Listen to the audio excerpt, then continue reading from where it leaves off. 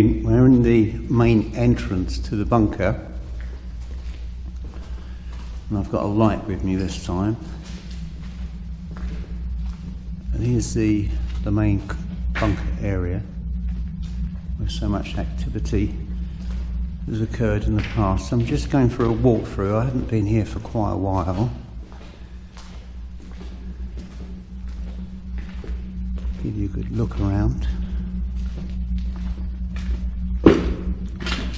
There is a back way to these demountable buildings, and I've seen some strange things in here.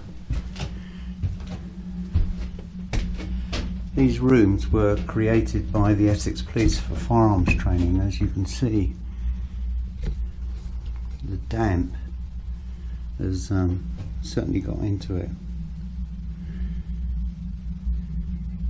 Let's take you a shot down below. Very carefully pick my way through. You can see what the ceiling is composed of, metal rafters.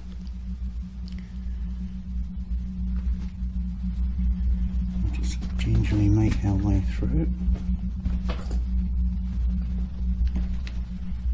Just turn round. As you can see,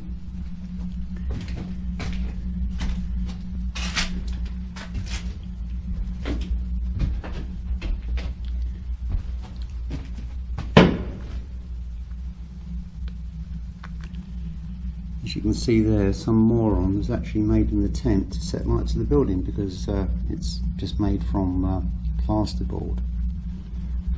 That looks straight back into the bunker. These are views that you have never seen before like this. And coming round the corner here,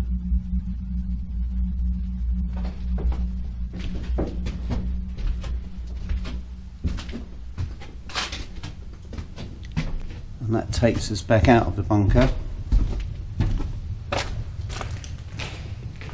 into the entrance area. But anyway, we need to go back in here again.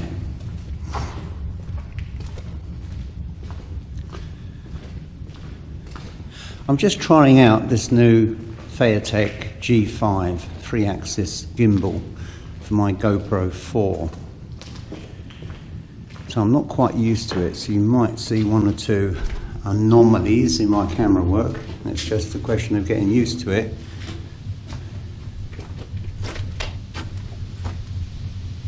And between the buildings you can see the undergrowth has completely taken over.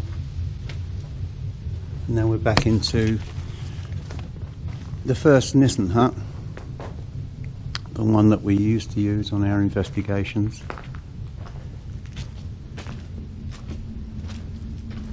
A very dark and forlorn building which looks out into the rest of the site towards the front end that we come into. This used to be the power station.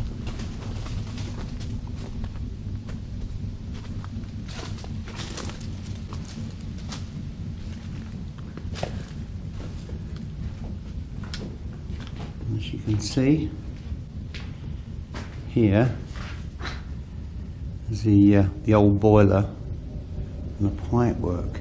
It's just amazing. And that used to funnel heat throughout the office area, because we are in the main offices.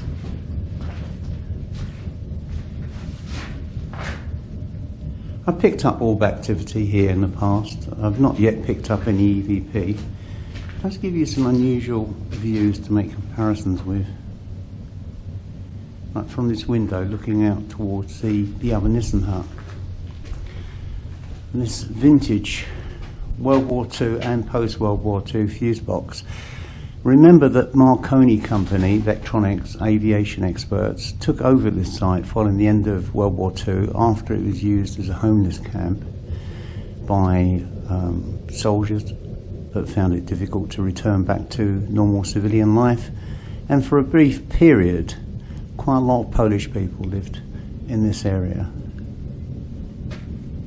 And Marconi ran the site until the 90s, when it was gradually wound down after it was taken over by another company. And these buildings were abandoned.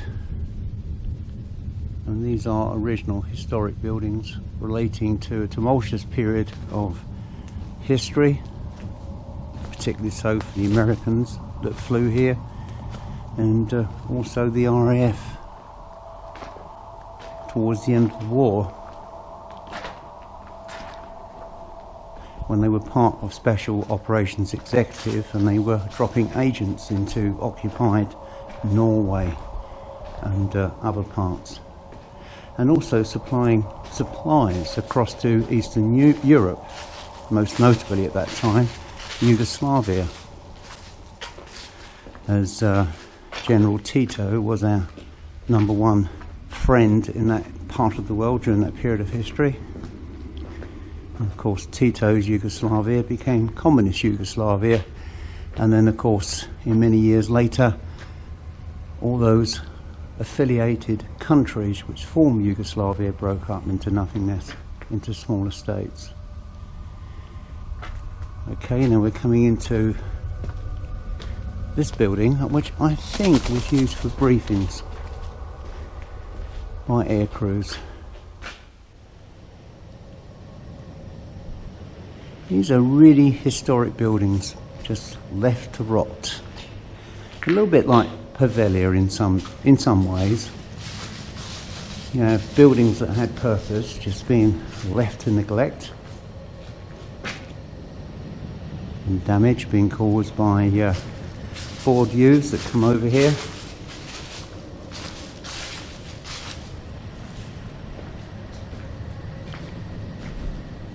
This is one of the entrances to the Nissen hut, or Quonset huts as I think they were called in America. The gimbal on this new device works really fluidly. It just moves around on turns. Turn around here. As you can see, the undergrowth has taken a firm hold here. Very difficult site to negotiate, and particularly so if you're here at night. It was in this building, I think it was this one or maybe the one next door, that I heard Reg tapping on the metal canopy of the building. He's quite strict as wind on the building. He's quite authoritarian, but he's morally correct. He's not a corrupted person.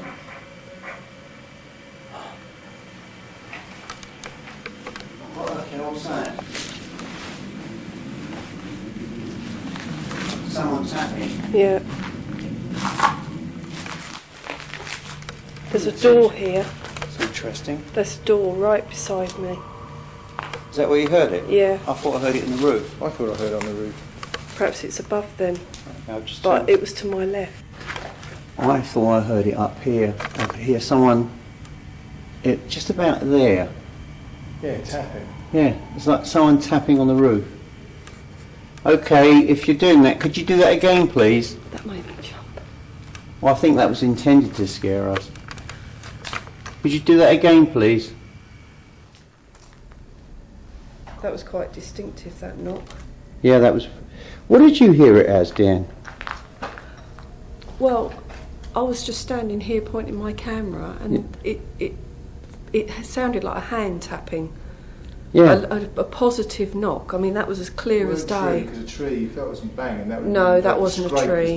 Yeah, no, that was someone... That was someone knocking with knuckles. Let's go with Sean. I heard a tap, and I heard it. Then I heard it again, and then it seemed as if it tapped across the roof, as if it was coming down towards us.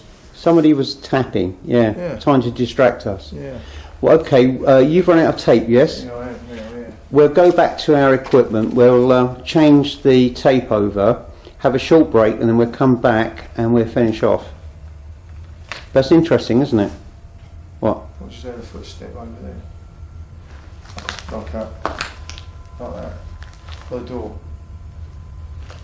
And again, I can feel something in this corner. In my ear.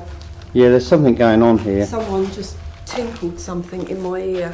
You mean tinkled something? Well, what? I mean, it was like a little bell or a little rattle or something, Okay. literally right in my ear. It's and interesting. I suddenly felt faint, like they were too close, but it was like, I don't know, it was like a tapping on a metal button, like that sort of noise. Okay. There's somebody else here playing games, so why don't you show yourself? Why are you hiding? We haven't come here to cause problems, we haven't come here to disrupt. We've just come here to make friendly and peaceful contact. So why you've got to be like this? Why are you doing this? Ask it to stand back. Can you stand back for a minute, please? It's because I'm in the corner. Here we go again. No. Thank you. Thank you. And also, that's when he put in a guest appearance.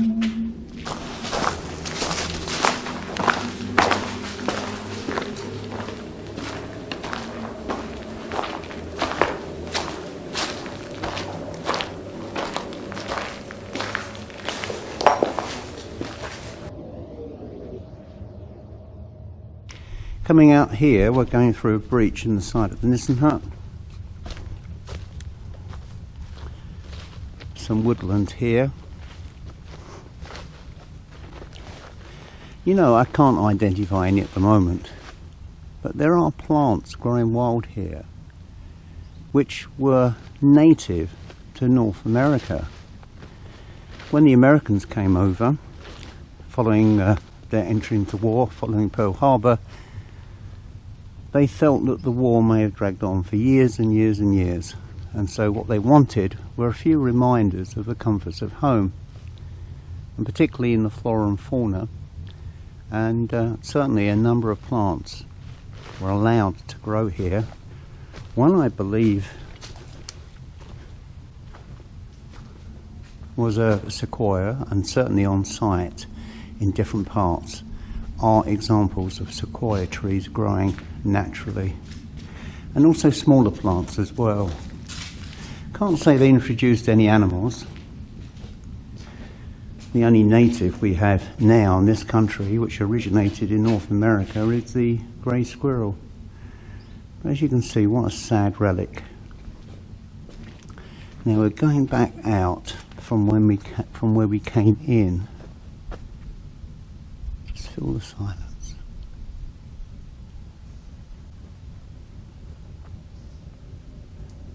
And standing here, I can feel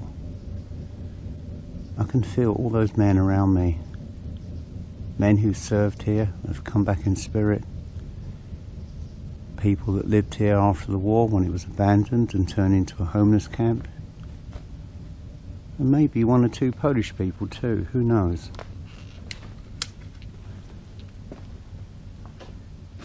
It's very, very dark. I've got a handheld light, but it doesn't appear to be making much of a dent on the light in this building. Let's go through.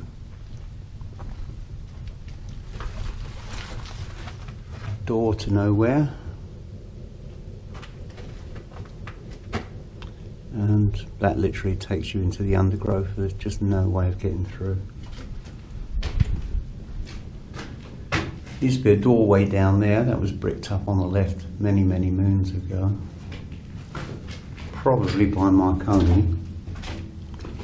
And we're back inside the bunker. The building which exists perpetually in darkness.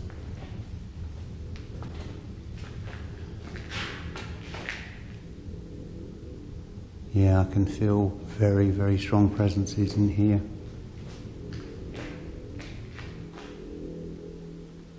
No two ways about that.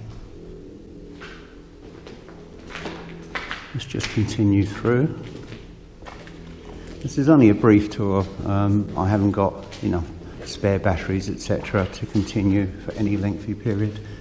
So I've got about an hour, I believe.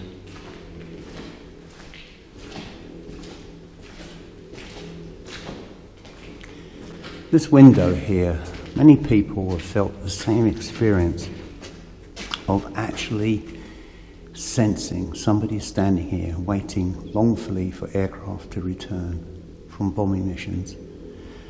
And many air crews that weren't engaged on a particular mission used to sweat it out. They used to count the planes out and count them back in, hoping that their friends, their colleagues, their comrades would have survived and come back safely. But sadly, on so many bombing runs, many air crews were lost. This is unusual. Someone's been having a meal here.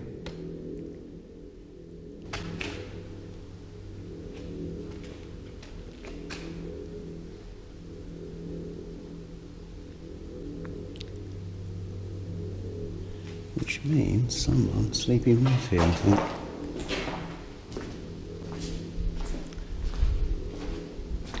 Okay, this is going to be a problem.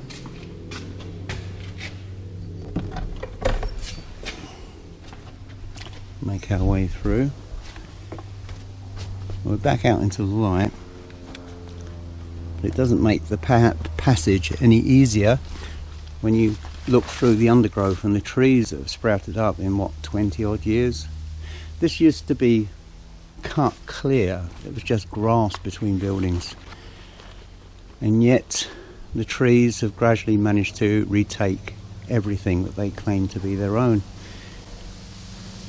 And today, this is what we've got, a jungle. A light aircraft passes overhead. There are a number of small private airfields nearby. Whoops. Okay, this is the furthest Nissan hut away from the other block. I've been here quite a few times. It doesn't seem to be as active as the bunker and the other buildings. I picked up one or two anomalies in years past. Another doorway ripped out, gone forever. Now here, where we're coming through, is interesting historically, and I will share it with you. I think I have a photograph at home of General Doolittle dishing out medals to bomber crews, and those men were lined up here. All that you can see covered by undergrowth was actually part of the parade ground, and the soldiers, or rather the airmen, technically they were serving soldiers at that period of history, were all gathered in ranks to be awarded medals.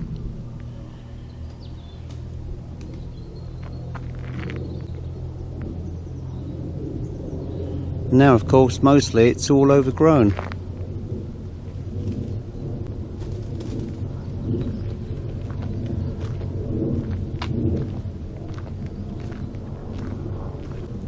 And so we go back. If I continue down the other trackway, it will just take me away from the site.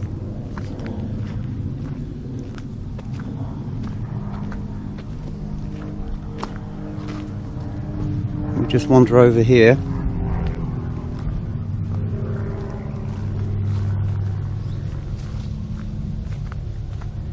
And that's back to the other Nissan huts that we had visited a short while ago.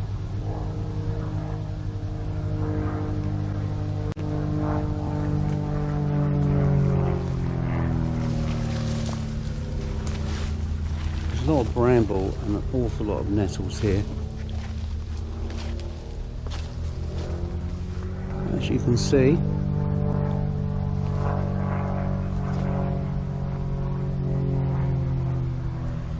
goes up to the trees.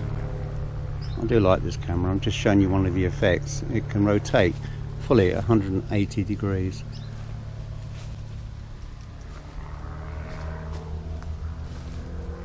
We go back out.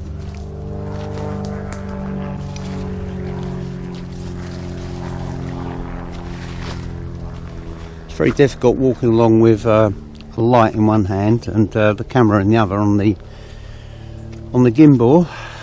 It seems to work. And now we're going back into the Nissan hut.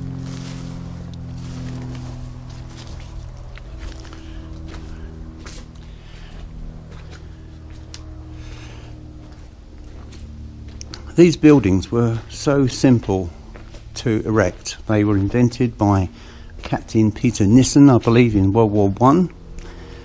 And they really came into their own during World War II, and they were quickly adopted by the Allies, particularly so the Americans and the Australians, to create very quickly their own airfields and bases.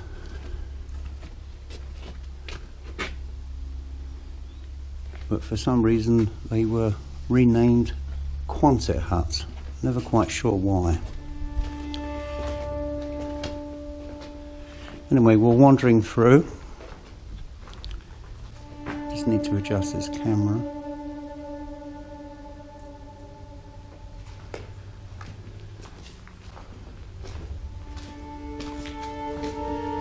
So this is not one of my proper shoots, it's just a trial out for a new handheld filming device, which I think will be extremely useful.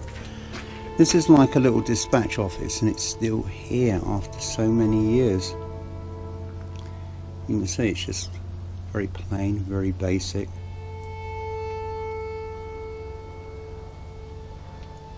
There's a shelf there. I'm not sure whether people came to it and were issued orders from there, but it's still here. Either a post room or a dispatch room.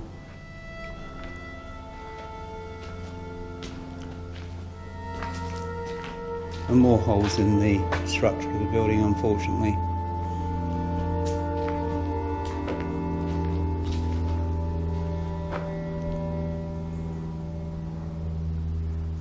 And slowly collapsing. In a few years all this will be gone. There's no willing spirit in society to salvage these buildings, to preserve the site, and any kind of renovation work would have cost a prohibitive sum of money. And we cut through the nettle forest, the British equivalent of poison ivy. Yep, and I've been stung by poison ivy and it's not very nice. Out here we have the latrines, which in English is the toilet block. Can't say I've picked anything up here at all. Not really the kind of site that many people particularly want to hang around in. Cubicles are still there, but most of the toilets have disappeared. There's still one there in situ, and one there as well, but missing from there. And again, coming through this doorway, just give you a view. More jungle. There is a pathway here. Let's follow and see where it goes. Okay.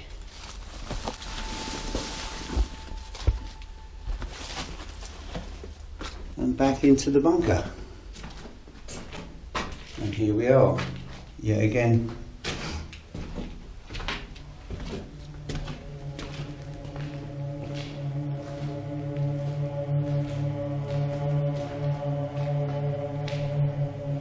I picked up some fantastic light forms and anomalies here.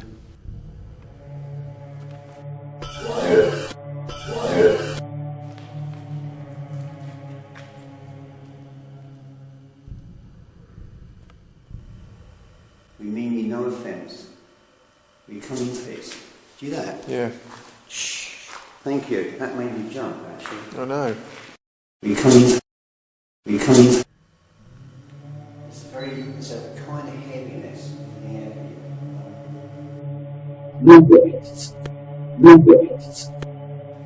Very emotion heavy atmosphere.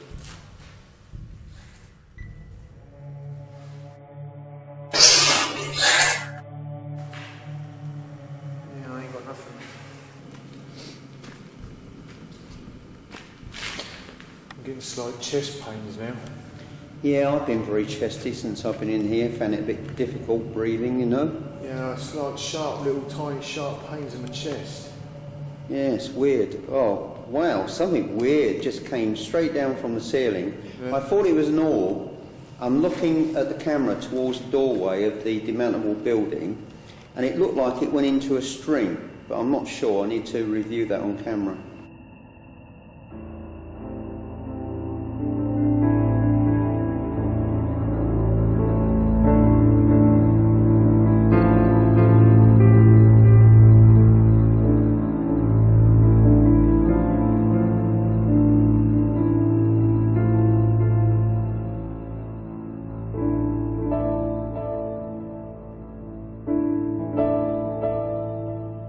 But it came all the way down and disappeared into the building.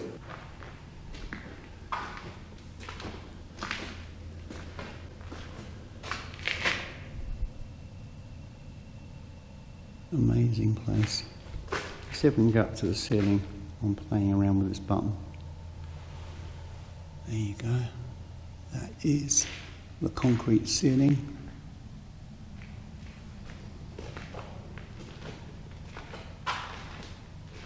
Not a view many of you would have seen, for obvious reasons.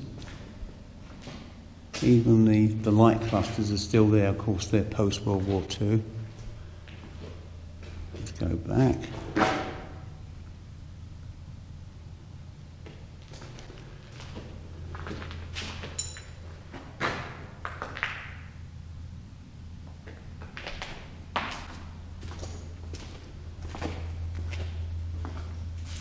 And that really is the full extent of the site. There's nothing much else to see other than that you've already seen. I'm going to walk out and go down to the gate and show you just one more structure, and there's also a storeroom, I believe, outside.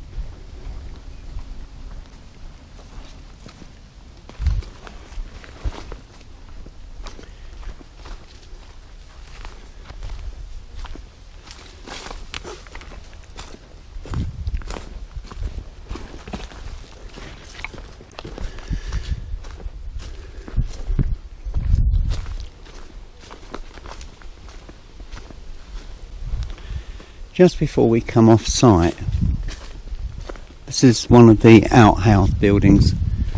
I think it was used for electrical storage. Little storage building there. I think very exciting about that. On the top, just concrete with still lined with insulating material that's been there for donkey's years. Go back straight again. It's fun, this gimbal, but it's just getting used to it. Then we come back out around the other side of the building. Every branch of every tree is tearing at me. Literally. In there you can't get to it. It's just a small room, nothing very exciting about it. It's just so horrendously overgrown. Look at these trees.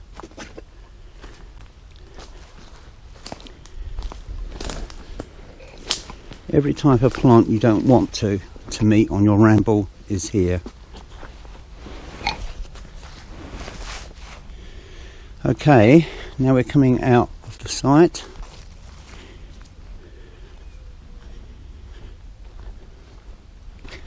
This is the pathway on a track originally laid World War II by the British originally. It was a purpose-built airfield created by a private contractor, and the first base air crews to move here, first squadron, were the United States Army Air Force. They flew B-26s and also Mustang fighters.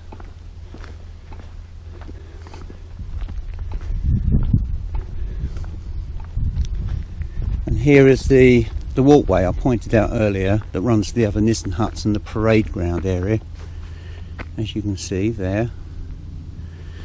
And come round. And I will show you just one last building which is the Gatehouse. I've been there a few times. I've picked up an impression, perhaps, of a soldier on guard duty. It's a bit breezy.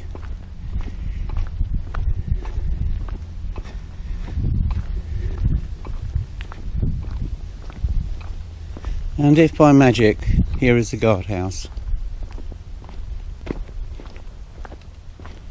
Not much left of it.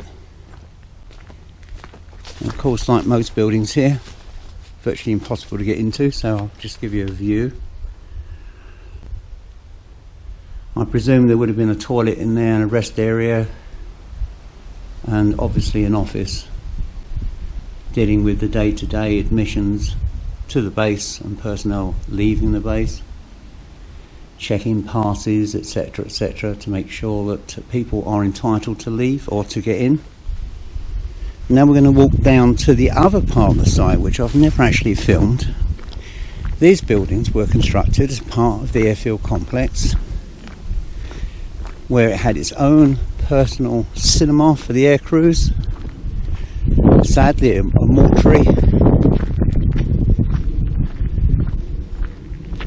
I'll take you down there. I'm going to speed forward on the camera a little bit. Coming into my view is the rear end of the cinema, which must have given the air crews some respite from the day-to-day fear of life and death, fighting a war over German air skies, and France, of course.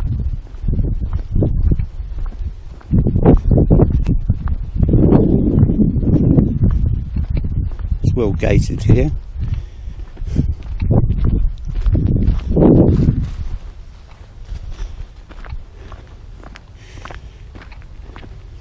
This industrial estate was salvaged in order to preserve these buildings by a private collector, and these buildings are still in current use. This in front of me is the cinema. This would be the projection end of the cinema. Imagine the movies that were played here. It's had a few modern extensions built to it, but essentially it's the same building. So that's the highlight of this administration area, and the low light is coming up.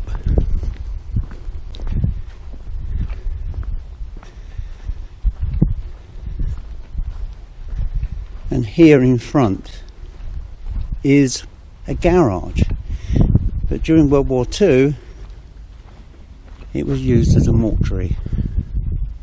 So if there's any building on this site, and as you can see there are a lot of modern buildings here now, if there are any ghosts on this site, this would be the building. So many air crews were laid out here, having been shot up in their aircraft or crashed on landing. And this is the building. I have spoken in the past to the people that work there, who quite affirmatively deny that there's any such activity there, but then they would be working till 1 o'clock in the morning.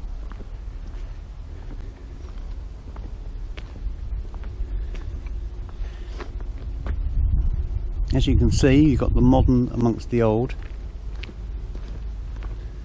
and this is still one part of the cinema complex. And then we wander through. They've been altered so much it's sometimes difficult to tell what are original and what are replacements.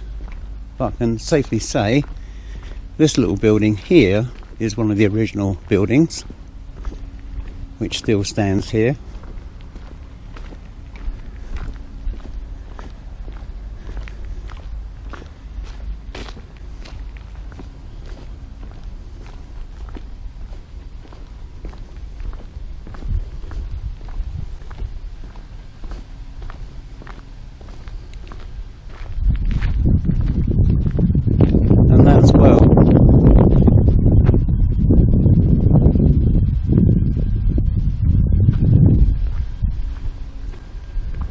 Shouldn't really be wandering around here, it's private land, but just give you an idea. You know, this is so typically of the structures of that period of history, and still there in its glory. I bet no one thought over 70 odd years later they'll still be standing.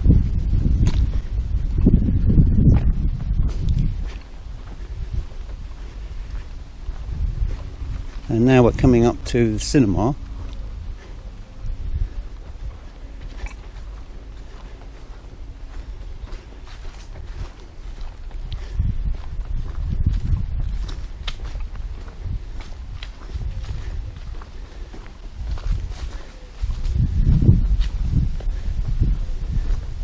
Sorry about the wind, there's nothing I can do about it.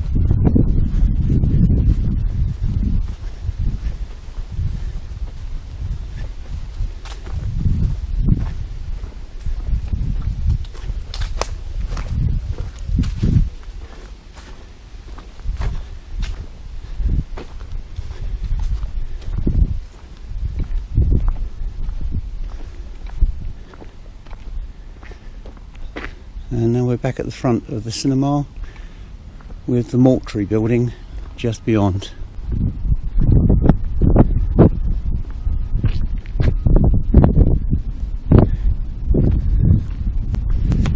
Back to the car.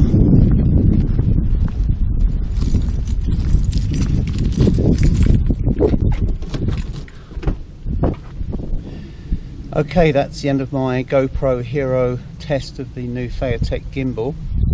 Seems to be working really well. Obviously there's one or two things I'm not quite used to, but I'm sure in the process of time I will get used to them.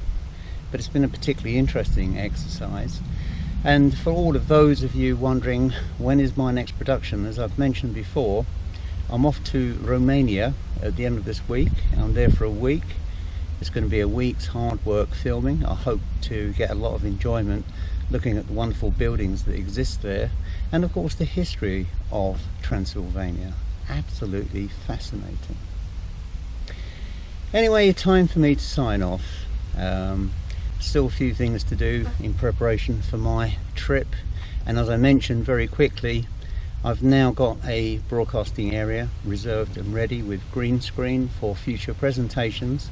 So I'm hoping to utilize that after I return from Transylvania.